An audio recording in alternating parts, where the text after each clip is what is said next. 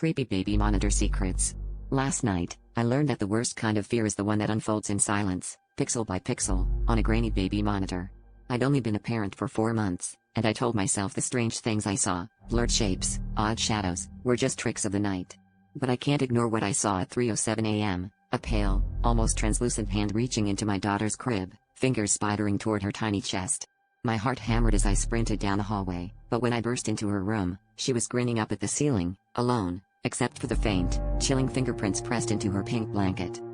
After the third night, I set up my phone to record the monitor's feed, desperate to catch whatever was tormenting us. The footage showed my baby gurgling happily, and then, always at the same minute, that hand would snake into the frame.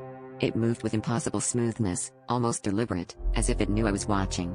Each time I rushed in, the hand would vanish, the only trace those ghostly marks, and the room would be icily cold, my breath fogging in the air.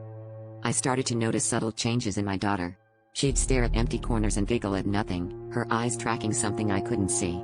A neighbor dropped by and, after glancing at my baby, asked if she'd been playing outside. Her tiny fingernails were rimmed with dirt, despite my constant cleaning.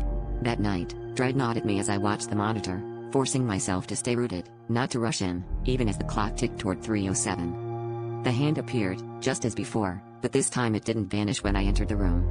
Instead, it lingered above the crib, impossibly long and thin, almost inviting. My daughter reached up to it with a delighted squeal, her own hand blurring at the edges, growing paler as their fingers touched. In that moment, I realized with bone-deep horror, the hand wasn't reaching in, it was reaching out.